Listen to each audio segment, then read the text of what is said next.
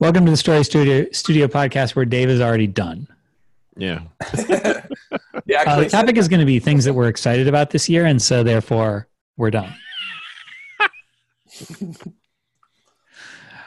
So do you want to frame the idea of things that we're excited about as to what the hell that actually means? Because I don't know. There's a lot of fun, exciting things, but this is kind of okay, so let me tell a little bit of backstory because I know that I just said you frame it, but I'll give it my 2 cents. And I may be repeating this story, but I don't think I've told it on the Story Studio podcast, is we've been saying, you've probably heard this for a while, 2018 is Sterling and Stone's year, right?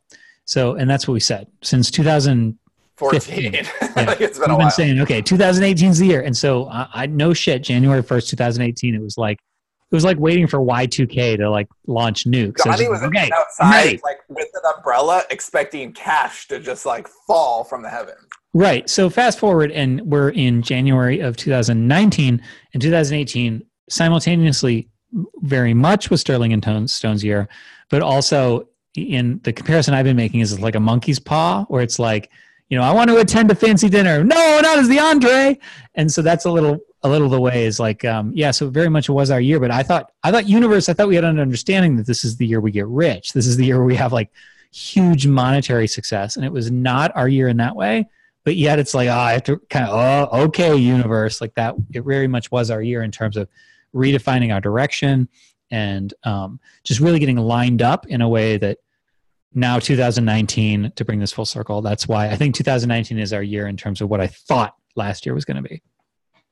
Yeah, I agree with all of that because we did say it was our year. And there were several times during 2018 where Johnny and I met to kind of recalibrate and said, so our year, how's it going? Is it still our year? And every creative decision, every infrastructural decision, the way the company's organized, what we're going after, what our goals are, how we behave ourselves. Yeah, our word for last year was focus, and we could not have focused any harder. We really, I give us 100% on that.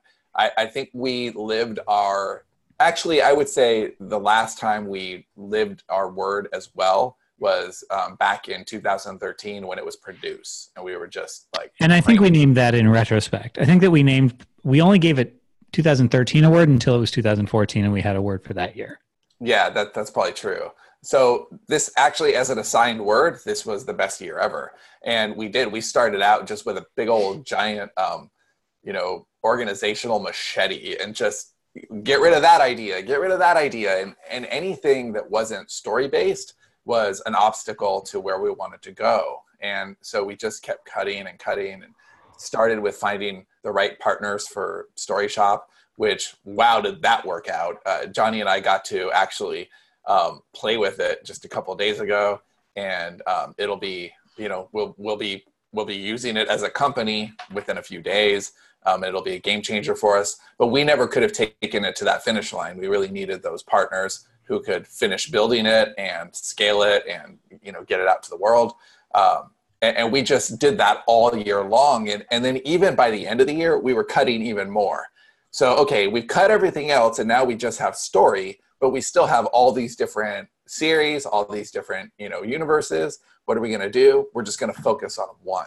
And so right now, everyone in the company is working in the same universe. And Dave and Johnny and myself have never worked in the same universe before. And now all of a sudden we're working. Literally, Dave spun off into a different branch of that universe. It's that guy at a Target. Shopping cart. Yeah. So we've not worked in the same world before. And now we're all working in the same world, but so is everybody else. So when we have earlier in the year, we knew, okay, we're going to move into production. That's going to be important to us. There's no way we can scale we can't scale our writing time, but we can surely scale our ideas. So let's produce, let's get new authors. And we did.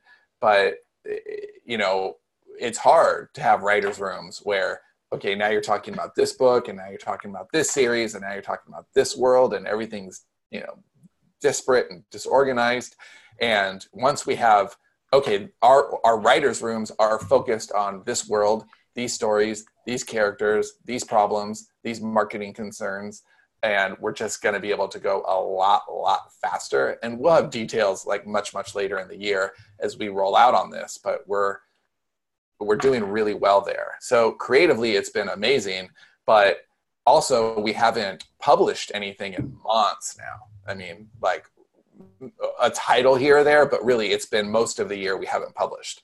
And so that's a problem because, you know, we have all the outgoing money. We have all the outgoing money for our living expenses. We have all the outgoing money for all of our staff. You know, we're paying out some royalties or some advances. That, in addition to all the, you know, all the production costs of covers and everything, you know, getting these books to market. And right now they're just kind of stacking up. We've got lots of books that are done, but not out at market. So we spent all the money up front. So 2018 was definitely not financially our year, but we're poised for it to be our year now. So, you know, with all that set up, what are the things that we're all most excited about? Should we each pick like 3? We can start with Dave and he can like pass. Wait, start with I'm really curious.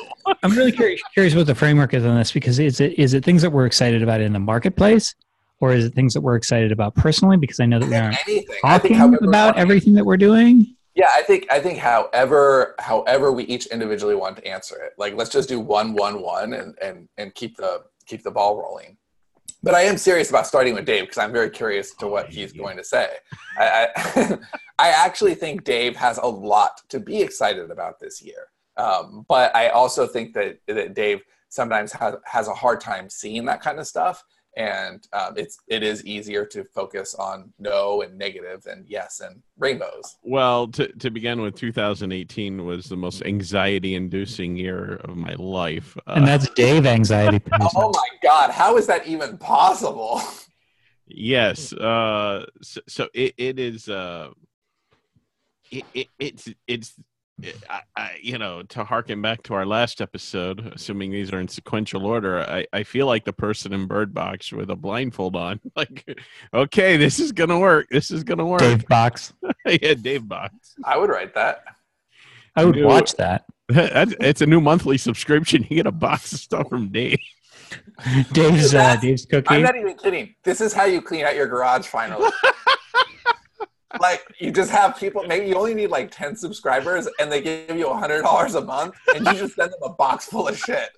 And after Big box. I love that. And then you have it's like Trunk Club. Right. But Dave's old shit. Like, you can throw in books. I know you have stacks of newspapers that you haven't thrown out. That could be what good hoarder doesn't? Well, in my case, I have newspapers that I actually wrote for, so they're not like other people's newspapers. Oh, even worse, you'll never get rid of them. I love that he actually did have the newspaper. Well, yeah, why not? I wrote a lot of good stories and took great pictures. Are you ever going to read them again? Yes. Why Can not? you find them online? Before You after can't Harry find them Potter. online because the newspaper went out of business. So the newspapers I have are probably the only ones in existence. Hey, what about He's never going to get rid of them. The internet's forever, dude. You can find them online. They weren't on the internet. My newspaper did not have a fucking website. So. Oh, wow. Yeah, why do you think they went out of business? Just go to Reddit's Black Market Dave section. I've been reading a lot about like the Silk Road and all the you know the I don't know, the black side of Silk Road. Yeah, the Silk Road is on. It's on the. Is that the road outside your house? No, it's on the dark web. It's where he gets his comfort guns and drugs and all that shit. But I bet you Dave could have like a hearty little like setup on.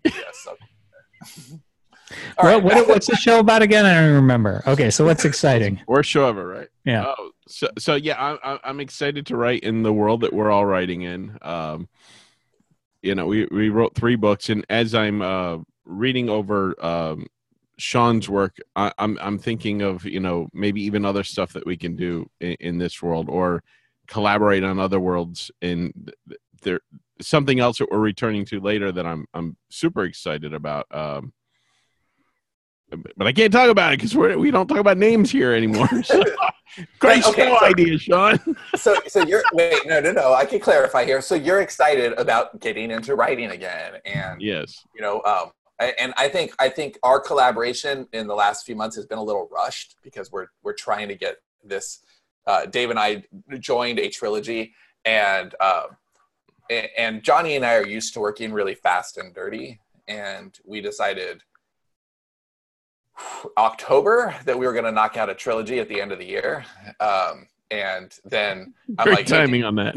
yeah, we're going to do the same thing. So Dave and I and Johnny and I started both on November 5th. And as of now, we finished 6 books between the 3 of us, in that time. And it was fun. Like, I know it's been a little harried with Dave for sure. He had to rush through outlines, which wasn't easy for him. And he has to rush through edits. You say harried or hairy? Both.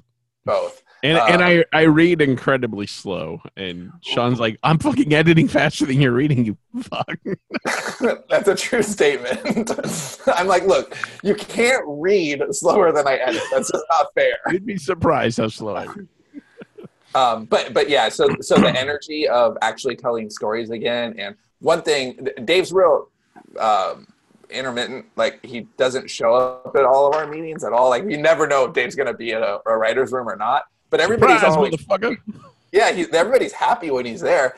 And I do like. If I was there all the time, people would not be happy to see me. I know this about me. It's like Girl Scout cookies. If they're available all the time, nobody'd like them.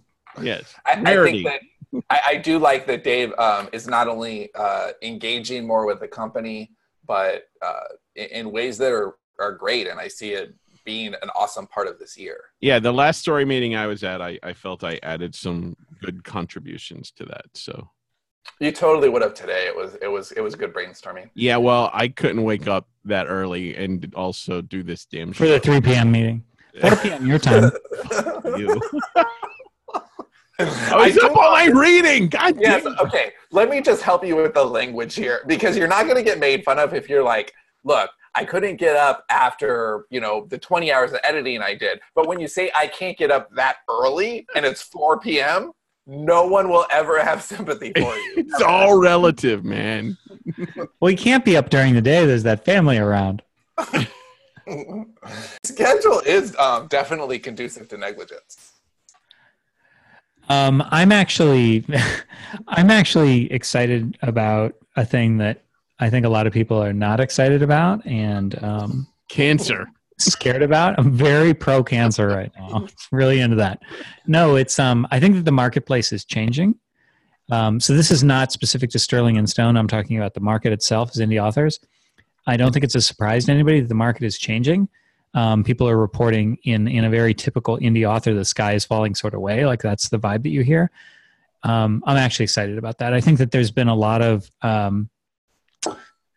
say purely tactical sort of shit that's been possible for a long time. I think that it's been possible to game the system without actually being a competent author in a way that is usually expected. Like, the traditional definition of writing good books and having fans who like your books and all that stuff.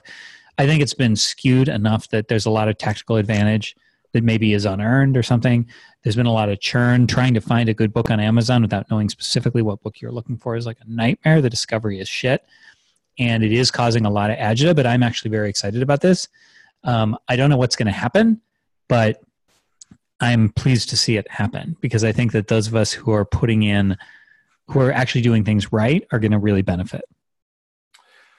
Yeah, I absolutely agree with that. I think it's the people who have waited it out and are actually gifted storytellers and are, able to connect with their readers and doing it the right way. They've been patient while a lot of, lesser authors are kind of raking it in. I think it's an SEO correction. We've seen this. It's the Panda update thing. I'm sure I've said that a billion times. Because the Amazon customers are not having a good experience. That has to change. Yeah, right. It has to change. And, good books make a difference. So, yeah, I 1,000% agree with Johnny. And I also think that we're very well poised to take advantage of that. We've been really, really deliberate about not selling out and not doing, cheap shit or stuff that we would regret later. And, or we've tried that and it hasn't worked. But this year we've really done a good job of stockpiling quality stories for later. And I like that. The thing I'm excited about is getting really good at pitch packages. We saw a lot of examples of pitch packages, and we're fortunate enough at the last part of last year to get in several rooms where we were able to pitch. I think that pitch in what way? Pitch our IP Baseball.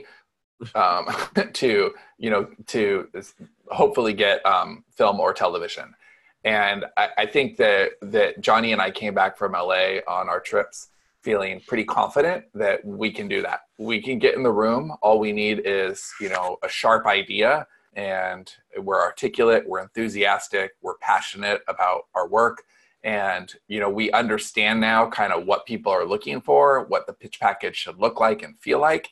And we have a lot of stories to mine. So as those relationships develop, we're going to be able to, this person will like that thing. Let's get a pitch package together. And I'm really excited to figure that out. We'll need, for this pitch package, we're going to need a script, we're going to need a synopsis, and we're going to need blah, blah, blah, blah, blah. And then we go and we all work as a team to get all, the stuff together. And then Johnny and I go out to LA, and or maybe if Dave gets over his fear of flying, he joins us, and we all pitch. I think that's going to be a lot of magic this year. I'm really, really excited about it. I do like things that we started back in 2012. Feel like they're starting to finally pay off. Like the investment in time and doing things the right way, I think, set us up for a lot of great things, and I am excited about that. And well, that's to Johnny's point, right? Like we told good stories, and because we told good stories that are not based on algorithm or churn, they have value 7 years later. They still do. Most of our money this year came from old stuff, because we weren't producing new stuff, but our old stuff was good enough that it endured and that it's still sparking interest. And that's a powerful place to be. Dave and I have one little series that, we always really loved it, but it never really did that well. It's got a chance to do well in a totally different context this year. And it's because the story is good. It's because the characters are good. The world is good. And so we've been really, really allegiant to sticking to our core competency last year, which is telling stories. And I think that just moving into it, right? Like at the beginning of the year, we didn't. That's been the year of learning the core competencies and learning that less is more. Almost always, right? Except when it comes to those fun-size Snickers. They're not fun. Stop it. I'm actually, I read Essentialism last year at this time. And, I think it really helped to kind of frame what we wanted from the year, and that we are focusing, and that it's okay to do less because you could do more with it. And even though I feel like I learned that lesson, I got that lesson, it's definitely become a part of me. I'm still taking the time to read the book again this year because I know everything in it, but I still think it's good to just hear it. Yeah, I've always believed in that, and it's the sort of thing that it's hard to believe in. It's because the culture doesn't usually work that way. The idea of work more, produce more, rapid fire, rapid iteration, like those things are important in certain contexts. But there is, that's that Protestant work ethic thing. Like the idea that you would do less is not something that's normally a good thing by most people's standards. And that's something I've always believed. And I think it's something that we're finding to be true, that it really is okay to just pause and just, aim. It's a ready aim fire rather than a ready fire aim, and really like take your time.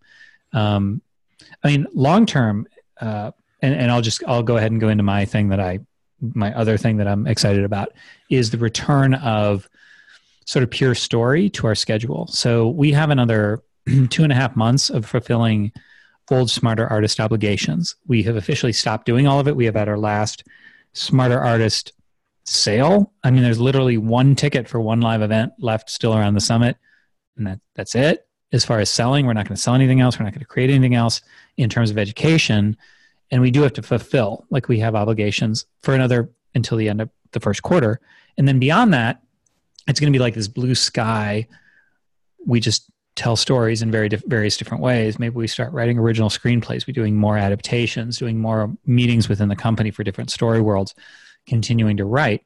And I think where I was going with this was I'm still looking forward to the day and Sean and I talked about this, where, say 2 hours a day, like that, you just have to consume. Like you have to watch great TV or movies or read a book. And that's part of the workday. You have to do that. That's not something you do in your casual time. That is what you do for work. And so being able to focus on, this is purely what we're doing, and we're going to do less, but do it better. I mean, that's essentialism, right? Less, but better. Isn't that? Yeah, for sure. Is amazing. Dave, do you have something else? Or just the one thing? Dave's all about essentialism. The other thing isn't work related so much, but just that I've been eating healthier and exercising more and losing weight, and I'm continuing to lose weight. And this will be the year that I get down to my goal weight, and I am excited about that because I am looking forward to not feeling like shit. You don't have to tell us what it is, but do you have a goal weight? Yeah, I've had a goal weight forever, 225. So yeah, okay, wait. I want to stop there for a second because I love what I just heard. Me too. Because you didn't say this is the year I try to get to my goal weight. This is you were very emphatic about the way you just said that, which was like everybody hit that 30-second back button maybe twice. And Dave's rare moment of optimism. Yeah, you said this is the year that I get order the Dave box. Well, it is because I got under 300 for the first time fucking forever, and like the old crutches and stuff that I had no longer do anything for me. I'm not feeling it. I don't like how I feel when I eat shit. And okay, this is great. That my next question was exactly this. Is it easier for you now? Is it like more natural to, because I mean, it's always been a struggle. Discipline has always been a struggle for you. So is it now where it's a more organic thing? Like, oh, I don't actually want to eat those chocolate covered potato chips. It's way easier. And when I do eat something bad, it used to be that I would eat something bad and go, well, fuck that, I'm just going to continue to eat bad. Now if I eat something bad, I don't eat anything else like the rest of the damn day, because like it's just like, why did I do that? And I'm just like, you know what, fuck it, I'm not going to continue it. I'm not going to sabotage it. And I just don't like the way I feel. It's become one of the eye-opening things, like, because we went out to eat a lot over the past several years because it was just it costs a lot, and financially it wasn't good. And what happened was, it's like, because of the schedule and stuff, it was just easier to do than cooking. And, everybody's got a different schedule. And, I just realized, like, because we only go out once a week now, if that. And when we do, it's like, I don't even fucking enjoy it. So it's like all these things kind of adding up together just made it very fucking obvious what should have been obvious years ago. So does this mean that we can continue to fuck with you on Worst Show Ever? Because if you're doing well, then that means, house. Right. I mean, because, Sean was like, well, we can't make Worst Show Ever about Dave and his foibles, but I'm thinking we definitely have to at this point. Well, okay, this is or it just becomes part of the Story Studio podcast. Maybe that's a better way to put it. This is my next thing that I'm really excited about, actually, is that once we get to that point at the end of quarter one and all of those obligations are over, all the private podcasts that we record for the Stone Table and all of these other little obligations will go away. And what we've talked about is just doing the one podcast to end them all. And that this show becomes where we talk about everything. And I really feel like we're going to get back to that. Like, first couple of years, we just had so much fun doing the show.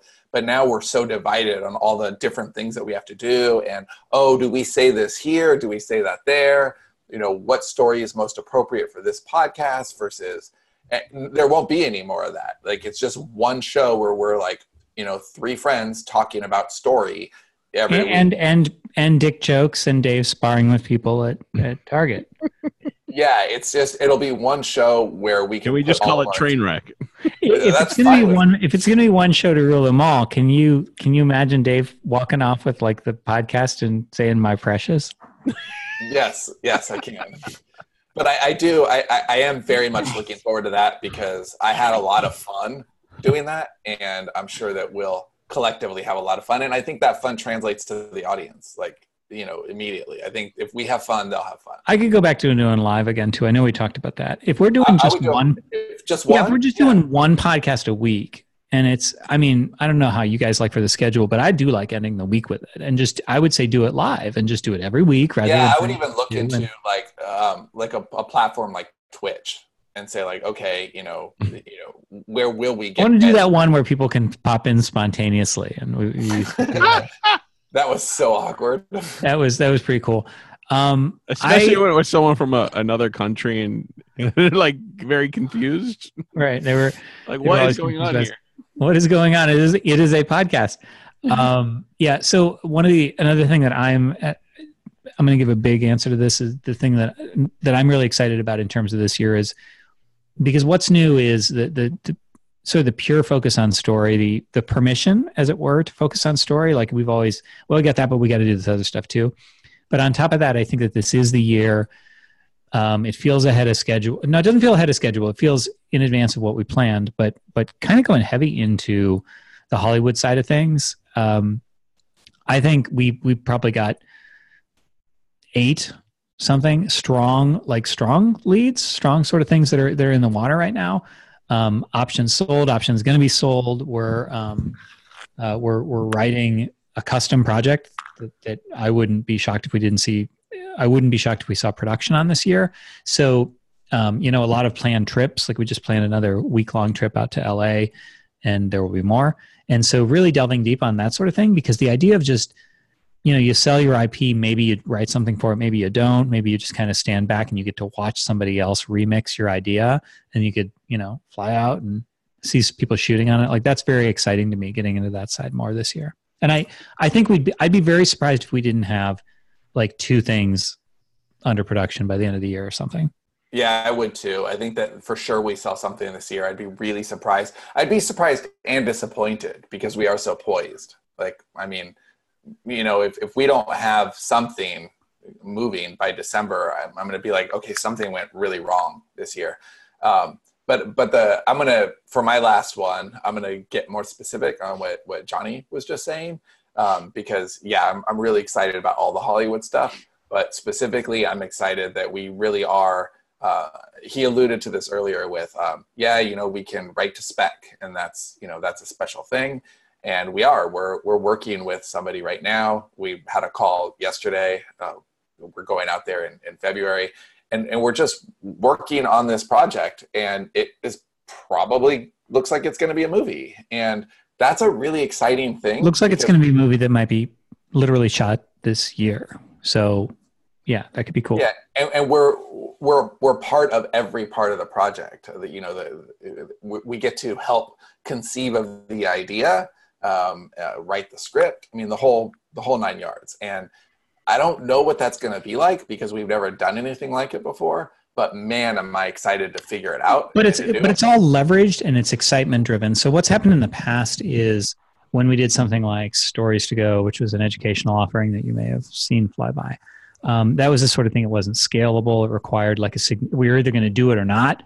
With the Gallery 2 launch, there was like one of Sean's famous Valentine's days where it was like all hands on deck, nobody sleep, and that's like a big thing. And we don't really know whether we like it or not. This is something where we're working. Everything is leveraged. So like if we work on this movie that Sean was just alluding to and nothing happens, okay, like we're going to write books anyway. So if we have a screenplay that we've written, a screenplay that didn't get sold, well, so what? We have a few of those, and it's not like it takes us a long period of time. It doesn't require us to shift the entire business and hire people. Yeah, we don't need to have 10 people on staff to pull the idea. Our downside is very low, right? Like, so some of these things might not work. Okay, fine, I get that. I'm realistic. But if they don't, it doesn't matter. It doesn't. When Stories to Go didn't work, it was a blow because we'd invested so much in it. There was so much sunk cost. And we had that.